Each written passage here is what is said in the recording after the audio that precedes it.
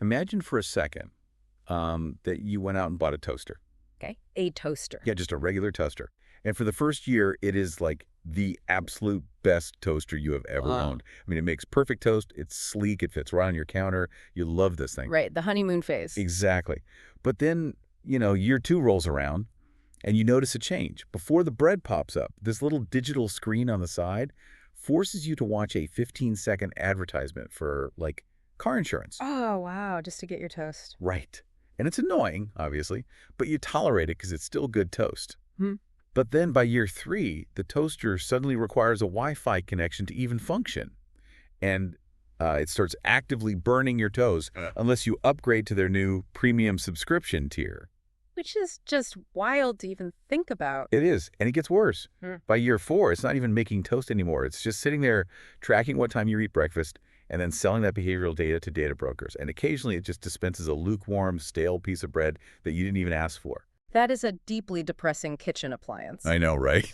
But the thing is, if a physical piece of hardware in your kitchen actually did this, you would throw it in the garbage immediately. Hmm. You'd probably, I don't know, call a consumer protection agency. Oh, absolutely. You'd demand a refund. So the big question for you, the listener, is why do we accept this exact same life cycle from the multi-billion-dollar digital platforms that, mediate almost every single interaction in our modern lives? Well, we accept it because the transition is designed to be invisible, at least until it's totally irreversible. Right. We don't realize the toaster is fundamentally changing its business model because we are just so captivated by that initial promise of perfect free post. Yeah. But you really hit on the exact absurdity of our current digital reality here. We are living in an era where degradation is practically a feature, not a bug, of the tools we rely on. And that is exactly what we are tearing into today on this deep dive. We're looking at a highly anticipated event scheduled for the Edinburgh International Book Festival. This is happening on Sunday, August 16th, 2026. Which is coming up quick. Yeah, it is. And the focus is this powerful discussion featuring Cory Doctorow. And it centers on a concept with this explosive, frankly unforgettable name, which is Enshittification. It's a very evocative word. It really is. And to be clear, this isn't just some vague complaint about a bad app update. It's a full structural breakdown of why our digital world is collapsing in quality. The session promises a blistering takedown of how formerly utopian tech companies have basically sacrificed everything for profit. And crucially, it's not just a complaint session. Right, exactly. The source material outlines this 4-step survival guide that he's going to present. It covers breaking the psychological lure, resisting the monetization of our lives, demanding regulation, and taking back our privacy. It is a really critical roadmap for where we are right now. Okay, let's unpack this, because the first thing I want to talk about is the messenger himself. Cory Doctorow. Yeah. The promotional material for this event leans really heavily into his background. They identify him not just as a tech critic, but as a sci-fi author. And specifically, they use this phrase, a seer of digital dystopia. What's fascinating here is how being a sci-fi author uniquely positions someone to actually be a seer of real-world problems. A seer. I mean, it's such an intense word. It conjures up images of like an oracle in a cave looking into a crystal ball, trying to warn the villagers about an impending doom. Right, right. But in this case, the crystal ball is a social media feed, and the doom is, a predatory terms of service agreement. It's a funny comparison, but I would argue the value of a sci-fi author in this context isn't mysticism at all. It's systems thinking. How so? Well, a lot of people misunderstand science fiction. They think it's all about predicting the invention of laser guns or flying cars. But the best science fiction is actually about sociology. It's about economics. Okay, I track with that. When an author builds a dystopian world, they have to figure out the actual mechanics of that world. How does power concentrate? What happens when a single entity controls the water supply? Or, in our modern case, the information supply. Right, they had to make the dystopia functional on paper. Exactly. How do the citizens react when the rules of their reality are arbitrarily changed by some unaccountable authority? So you're saying that by spending his whole career writing about fictional dystopias, he's basically been, like, running simulations on human behavior and power dynamics. Yes, exactly. He knows what a crumbling system looks like from the inside out. A normal tech critic might look at a new smartphone and evaluate its battery life or its camera resolution. Yeah, the specs. Right.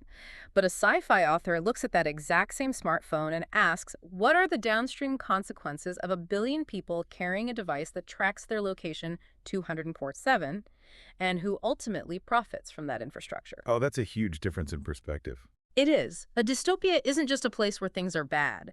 It's a place where a system is highly optimized for the rulers at the direct expense of the inhabitants. And Doctorio recognizes that the architecture of our current digital platforms really mirrors the architecture of those fictional authoritarian regimes. That brings us right to the core concept, which is the title of the book driving this whole festival event. It's called Enshittification: Why Everything Suddenly Got Worse and What to Do About It. Such a great title. It is, but I actually have to stop right there. I want to push back on one specific word in that title, because as a user, it hasn't felt sudden to me at all. Oh, interesting. Yeah, I mean, it feels like a slow, agonizing drain of joy. I want to ask you, the listener, has your search engine suddenly become a useless wall of sponsored links, or has it been degrading for like a decade? It's definitely been a process. Right. To me, it feels like moving into a city that promises no property taxes. Yeah. It's a utopia, right? So everyone moves there, all your friends are there, all the businesses set up shop, you build your whole life there. And then the trap closes. Exactly. Once the city reaches 1 million residents and nobody can easily afford to pack up and move away, the mayor retroactively builds toll booths at the end of everyone's driveway. Yeah. You're totally trapped. And now you have to pay just to leave your own house. That's a really good analogy. Thanks. It was a carefully executed trap. So why does the book frame it as getting worse suddenly? Well, the toll booth analogy is excellent, but it actually misses a crucial layer of the economic reality that Doctorow is critiquing here. And this also explains the suddenness you're questioning. Okay, lay it on me. In your city analogy, you are still treated as a resident, but on modern digital platforms, you are not the resident. And you certainly aren't the customer, you are the livestock. Oh, wow. Yeah. A more accurate comparison is a cattle feedlot. You build a massive, comfortable enclosure. You provide free, high-quality grain. The cattle wander in happily. That's phase one. Okay, with you. Then you lock the gate. Now that they are trapped, you start diluting the grain with sawdust to save money because, I mean, where else are they going to go? That's phase two. Oh, my God. And finally, phase 3, you lead them to the slaughterhouse. Okay, that is significantly darker than my toll booth city. I am officially creeped out. But it reflects the actual mechanism of enshittification. It is a 3-stage process of surplus allocation. This is the crucial how behind the what. These platforms don't just degrade by accident. They follow a very specific economic playbook. So walk me through these 3 stages in tech terms. Sure. In stage 1, a new platform allocates all its surplus value to the users. They operate at a massive, bleeding financial loss just to lure you in. Think of the early days of ride-sharing where a 20-mile trip costs like $3. Or early social media, where you literally saw exactly what your friends posted in chronological order with 0 ads. Right, the golden age. The formerly utopian era that the event synopsis mentions. It felt like magic because it was heavily subsidized by venture capital. They were just burning money to get us hooked. Exactly. They are buying your loyalty, and more importantly, they are buying your network. Once you, your friends, your family, and your favorite creators are all locked into the platform, the switching costs become impossibly high. Because you can't just leave. If you leave, you'd be leaving your entire digital social life behind. Precisely. And that triggers stage 2. Let me guess. Stage 2 is where they start mixing the sawdust into the grain. Yes. In stage 2, the platform claws back the surplus from the users and hands it over to the business customers, the advertisers, the third-party sellers, the publishers. So this is when the chronological feed disappears. Exactly. Now, your feed is flooded with content from brands and advertisers who are paying the platform for reach. The user experience gets worse, obviously, but the businesses are ecstatic. Because they're getting cheap, highly targeted access to a massive captive audience. Right. And then the businesses become locked in, just like the users did. They build their entire revenue models around this platform's specific algorithm. Wait, so the platform has trapped the users, and then it uses the trapped users as bait to trap the advertisers and the businesses. It's like a double trap. It is a double trap. And once the platform has locked in both the users and the businesses, we enter stage 3, the final stage of enshittification. The slaughterhouse. The slaughterhouse. Yep. The platform claws back the surplus from the businesses and hands it all to the shareholders. They drastically increase the cost of advertising. They start charging businesses for the reach that they used to get for free. Oh, I've seen this happen to so many small creators and businesses. It's brutal. They introduce exorbitant fees for third-party sellers. They flood the search results with their own white-labeled, lower-quality products, pushing the independent sellers off the first page completely. Which means the user experience is now just a nightmare of irrelevant ads and promoted junk, and the business experience is a nightmare of shrinking margins and extortionate fees. Exactly. The only winner left standing is the platform's shareholder. And to answer your original question about the word suddenly in the book title, Yeah, why does it feel sudden? the reason it feels sudden right now is because we have collectively hit stage 3 across almost every major platform simultaneously. Wait, really? All at once? Yeah. For a decade, during an era of zero interest rates, venture capitalists subsidized stage 1 and stage 2. Money was cheap, so platforms could afford to hemorrhage cash while building their monopolies. But then the economy changed. Exactly. The economic climate shifted. Money is no longer cheap. The investors demanded immediate, massive returns. So, seemingly overnight, every platform flipped the switch to stage 3. Oh, wow. The collective realization that the grain is mostly sawdust and the gates are locked, that realization felt incredibly sudden. That makes perfect sense. We spent a decade thinking these companies were like benevolent innovators democratizing the world, but they were actually just predatory monopolies in their larval stage. That's a great way to put it. The source text mentions their constant chase for bigger profits. It wasn't a glitch, it was the entire business plan from day one. But the utopian veneer was so convincing. We really did believe early on that this technology was inherently good. We thought connecting everyone would naturally lead to a more empathetic, informed society. And the tragedy is that the technology itself really did have that potential. The engineers who built the early protocols of the internet genuinely believed in that utopian vision. But Doctorow's critique forces us to separate the technology from the business model. Exactly. The utopian vision was ultimately incompatible with hyper-financialized capitalism. You cannot maintain a true digital public square if your fiduciary duty to your shareholders requires you to constantly find new ways to extract value from the people standing in that square. The utopia was simply the bait used to populate the feedlot. You've got it. Okay, so we had the diagnosis. We understand the mechanism of how our digital world became a trap. But the focus of this book festival event isn't just to depress everyone in the audience, thankfully. Right. There is a way forward. The second half of the title is, and what to do about it. Doctorow provides a 4-step resistance plan. And the first step he outlines is the need to cure ourselves from the lure of big tech. This is a crucial starting point. I find the vocabulary here so fascinating. Cure and lure? He isn't talking about, just uninstalling an app. He's talking about treating an illness or an addiction. The language is deliberate and it's vital. By using the word cure, we are shifting the framing. This is no longer just a technological problem, it's a psychological and public health problem. That makes sense. Think about it. A normal tool is something you put down when you are finished using it. A hammer doesn't actively try to convince you to keep hammering nails when the house is finished. Right. The hammer doesn't send me a push notification at 11 p.m. Exactly. But a digital platform is engineered with the specific intent of modifying your behavior. It is a behavioral sink. It's like a slot machine. I've read about this, the concept of variable rewards. You pull the lever of the slot machine or, you pull down to refresh your social media feed, and you don't know what you're going to get. That uncertainty is the key. Right. It might be nothing. It might be an annoying ad, or it might be a message from a friend or a highly engaging video. That uncertainty is what spikes the dopamine. It trains you like a pigeon in a Skinner box to just keep pulling the lever. And that is the lure. It is a meticulously designed psychological trap. Every color choice, every notification chime, the removal of stopping cues like infinite scroll, where there is literally no physical bottom to the page to signal your brain that the activity is over. Which is so insidious when you really think about it. It is. These are all choices made by behavioral psychologists employed by these platforms. Their only mandate is to maximize time on device.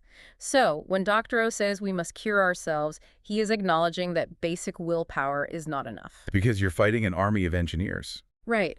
You cannot simply decide to ignore a system that has been optimized by thousands of experts to hack your brainstem. But, okay, let me push back a bit. How do you cure an addiction when the substance you are addicted to is practically required to participate in modern society? It's a very fair question. I mean, if I am addicted to gambling, I could just avoid casinos. No. But I can't avoid my phone. I need it for 2-factor authentication for my bank. I needed to see messages from my kid's school. I needed to navigate to a new restaurant. You're right, the casino is in your pocket. Exactly. And the bouncer won't let me into the rest of my life unless I walk through the slot machines first. That friction is exactly why the cure must be the first step. But it cannot be the only step. Curing the lure doesn't necessarily mean throwing your phone in the ocean. It means achieving cognitive clarity about what the device is actually doing to you. Okay, cognitive clarity. Like seeing the Matrix. Essentially, yes. It means looking at the screen and recognizing the hostility of its design. Once you see the infinite scroll as a manipulation tactic rather than just a convenience, the spell begins to break. You start to separate the tool from the trap. Exactly. You begin to mentally separate the utility you genuinely need, like the map or the banking app, from the extraction mechanisms you don't need. And that cognitive separation is a prerequisite for the next step of Doctorow's plan. Which is resisting the monetization of every aspect of our lives. Right. Let's really dig into that phrase in the source text. Every aspect of our lives. Because that feels like the real horror story here. In the early days, they were just monetizing our attention. They wanted us to look at a banner ad for shoes while we read an article. Annoying, but limited. Now it feels like the boundary has completely dissolved. If we connect this to the bigger picture, it has dissolved because the logic of infinite growth demands it. If your business model requires you to generate more profit every single quarter, eventually you run out of new users to acquire, and you run out of screen time to monopolize. Because there are only 24 hours in a day, and people have to sleep eventually. Exactly. So how do you continue to grow when you've maximized attention? You have to start monetizing deeper layers of reality. You transition from the attention economy to the extraction of existence itself. Extraction of existence. That sounds like a sci-fi horror movie. You mean going beyond what we click on online and moving into what we actually do in the physical world? Precisely. The platforms want to ingest your entire reality and turn it into a tradable commodity. And we are seeing this supercharged right now with the rise of AI. Oh, absolutely. AI is the new vacuum for all this data. It really is. Think about the proliferation of smart home devices. A robot vacuum isn't just cleaning your floor anymore. It is creating a highly detailed spatial map of your home's interior. It's identifying the square footage, the layout of the furniture, and potentially even the presence of children's toys or pet accessories based on the obstacles it encounters. And all of that gets fed back to the mothership. Right. That is incredibly valuable data for advertisers. A smart speaker isn't just playing music, it is analyzing the acoustic properties of your living room and logging the metadata of your ambient environment. And wearables. I mean, a smartwatch is tracking your resting heart rate, your sleep cycles, your blood oxygen levels, and your physical gait. It's staggering when you list it all out. They are taking biological data, the literal rhythm of your heart, and converting it into a behavioral profile that can be sold to insurance companies or health marketers. It is turning human biology into raw material for the Enshittification engine. And it extends to our professional and creative lives, too, especially with AI. These companies aren't just scraping data to sell ads. They are scraping your emails, your writing, your artwork, your business strategies to train AI models that they will then sell back to. Oh man, yes. I've talked to so many small business owners and creators who feel completely paralyzed by this. Yeah. They put their work online to find an audience, and suddenly a tech giant scrapes it all to build an AI that mimics their exact style, basically trying to replace them. Exactly. The AI acts as a massive barrier. It monetizes your expertise without compensating you, and then competes against you using your own skills. Every single aspect of human experience, our hobbies, our health, our careers, is viewed as an untapped oil reserve. So when Doctorow calls for us to resist, he is asking us to establish boundaries against an entity that fundamentally believes no boundaries should exist. That's a perfect way to summarize it. But again, I have to play devil's advocate here. How do I, as an individual or small business owner, realistically resist that? If I want the convenience of the vacuum, I have to accept the terms of service. If my entire family communicates on a specific messaging app, I have to use it or become a hermit. It's the hostage situation again. Right. It feels like the burden is being placed entirely on the consumer to navigate a minefield that was laid by a monopoly. If the water supply is poisoned, you don't tell the citizens to just resist drinking water. You go after the chemical plant that's dumping the poison. And that is the exact pivot Doctorow makes in the third step of his framework. He does not stop at individual action. He recognizes that digital wellness is largely a neoliberal fantasy. A neoliberal fantasy. Okay.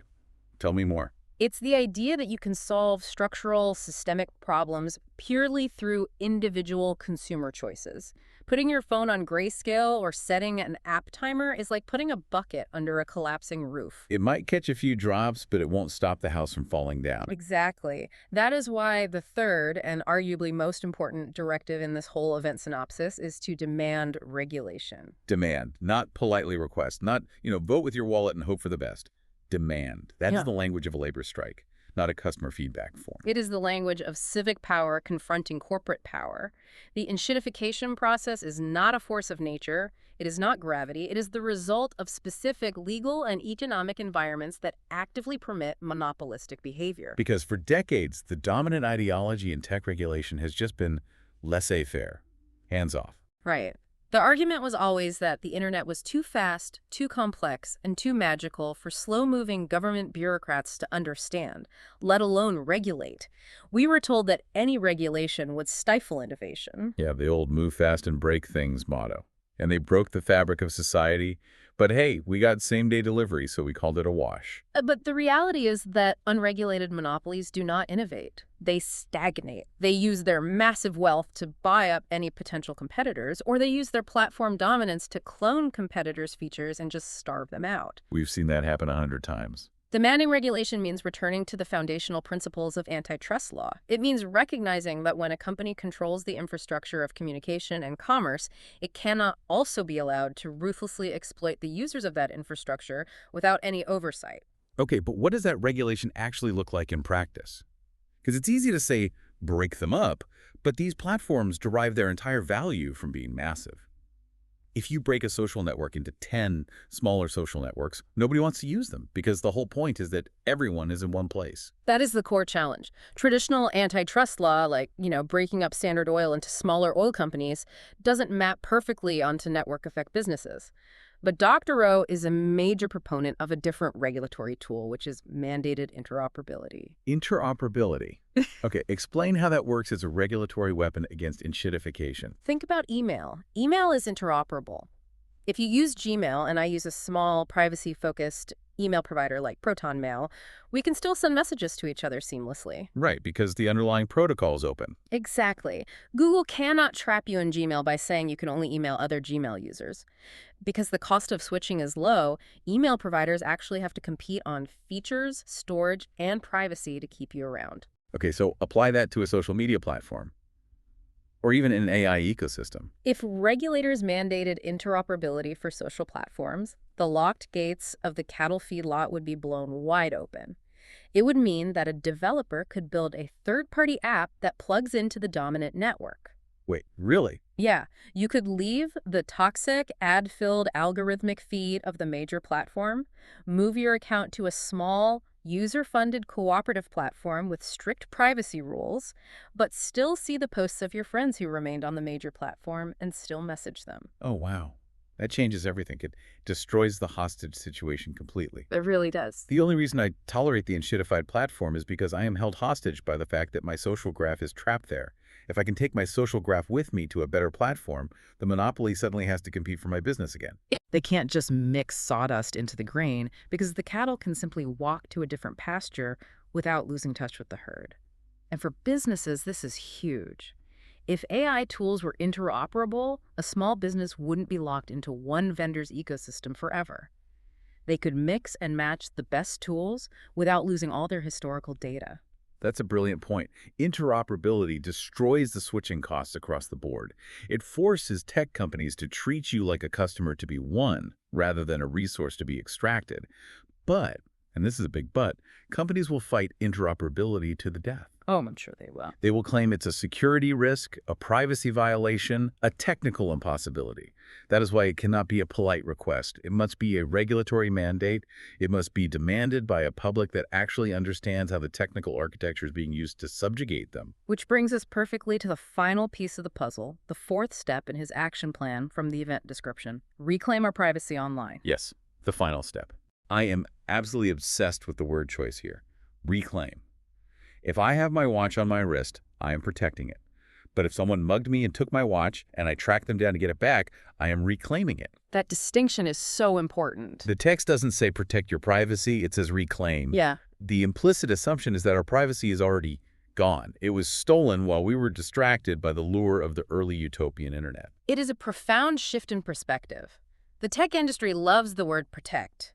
They offer you these elaborate privacy dashboards, all these toggles and confusing settings menus, creating the illusion that you are in control, that you are the one protecting your data. But it's just an illusion. Completely. Those toggles usually only dictate how they share your data with third parties. They do not stop the platform itself from harvesting every keystroke, every location ping, and every behavioral tick. Your privacy was confiscated at the door as the literal price of admission. So treating it like stolen property completely changes the dynamic. You don't ask a thief nicely to maybe steal less of your stuff next year. You demand restitution. Right. But why is privacy the ultimate battleground here? Why is it the culmination of Doctorow's 4 steps? Why not just stop at regulation? Because privacy is the only structural barrier to absolute monetization. We established earlier that the engine of enshittification requires the continuous extraction of every aspect of our lives. Data is the fuel for that engine. Without the data, the engine stalls. Exactly. Without granular, invasive data about your habits, your fears, your health, and your desires, targeted advertising collapses. Behavioral manipulation becomes impossible. If they cannot track you, they cannot build an algorithmic model of you. And if they cannot build a model of you, they cannot sell certainty to their real customers, which are the advertisers. Precisely. Privacy starves the beast. If they don't have the data, the entire 3-stage process of enshittification just grinds to a halt. They can't optimize the feedlot if they don't know exactly what the cattle are doing every second of the day. That is so empowering to realize. Reclaiming privacy is not just about avoiding embarrassment or, keeping your secrets. It is a fundamental act of economic sabotage against a predatory business model. It really is an act of resistance. It is the assertion that a human life is not a raw material. When you use an ad blocker, when you use a privacy-respecting browser, when you refuse to consent to unnecessary tracking, you are not just protecting yourself, you are throwing sand in the gears of the machine. And that's why these 4 steps interlock so perfectly.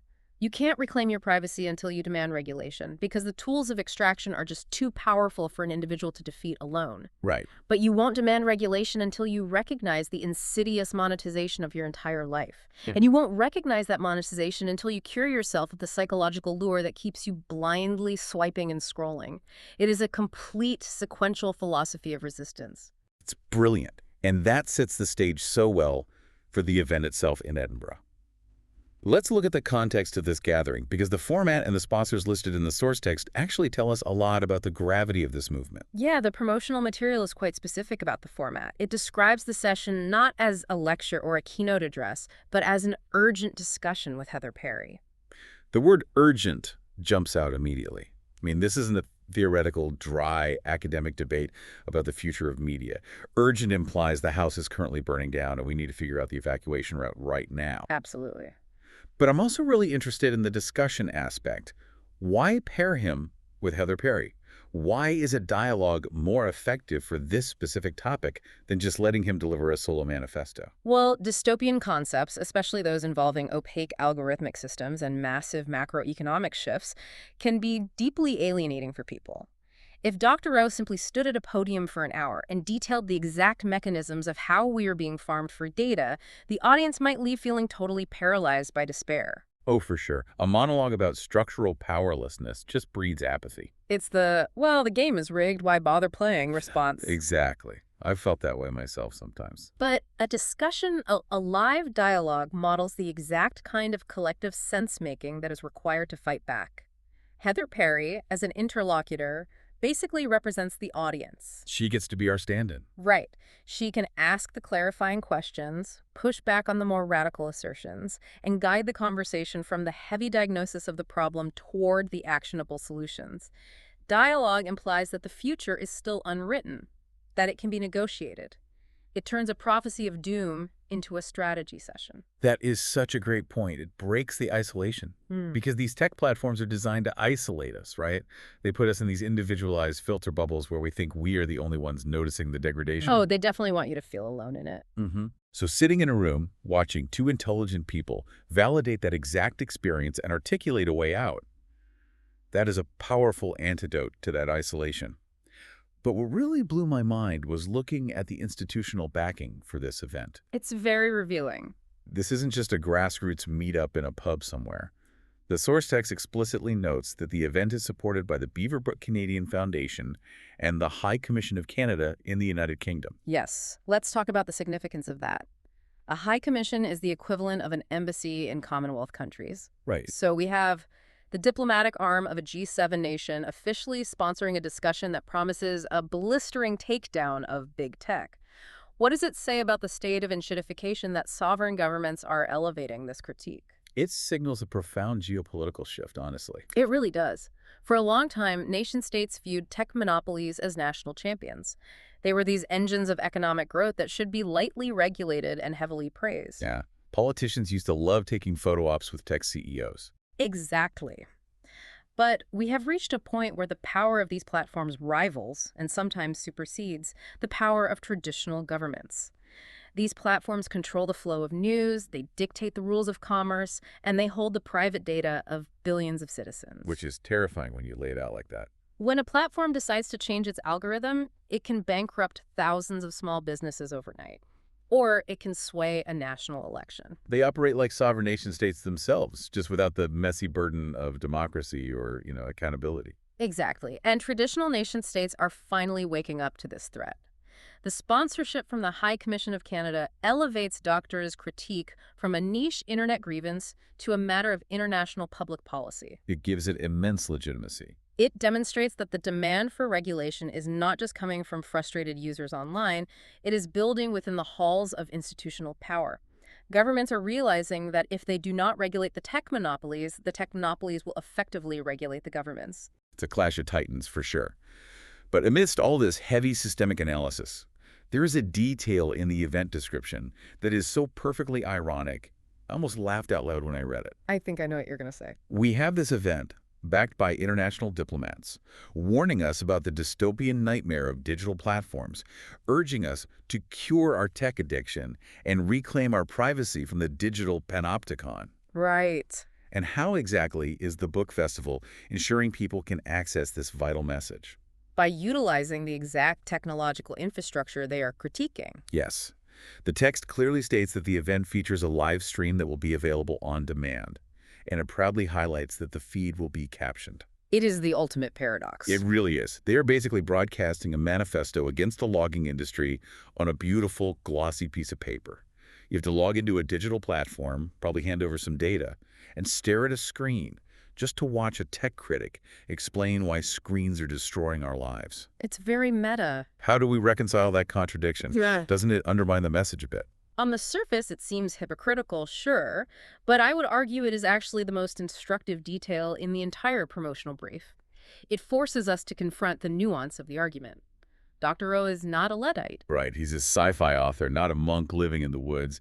He clearly loves the potential of technology. Exactly. He is not arguing that the internet is inherently evil, or that video streaming is a sin, or that global digital connectivity was a mistake. The contradiction actually highlights the core tragedy of enshittification. How so? Think about it. The ability to set up a camera in Edinburgh and instantly transmit a high-definition live-caption video feed to a disabled user in Toronto or a curious student in Tokyo. That is nothing short of miraculous. It is the realization of the formerly utopian dream we talked about earlier. The technology itself is breathtakingly good. Yes. The problem is not the code. The problem is the capitalist framework that encloses the code. So the live stream represents what the technology should be. A democratizing tool for the free exchange of ideas, made accessible to everyone regardless of geography or physical ability. And the critique he's delivering represents what the business model has forced that technology to become. A surveillance apparatus designed to extract maximum profit.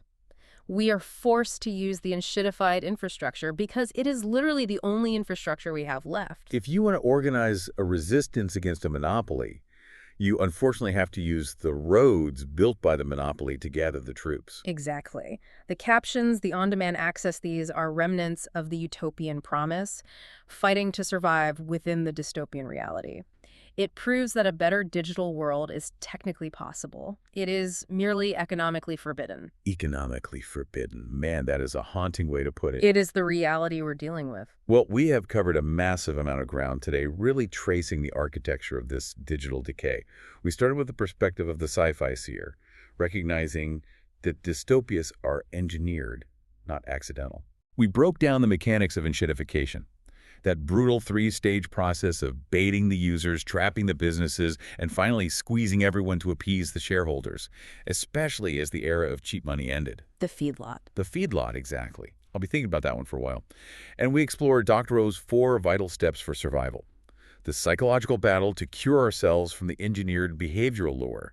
The conceptual battle to resist the horrifying monetization of our physical biology, our homes, our careers, and our emotions. And the push for systemic change. Yes, the political battle to abandon consumer guilt and actively demand structural regulation like interoperability, which could free so many creators and businesses from AI lock-in.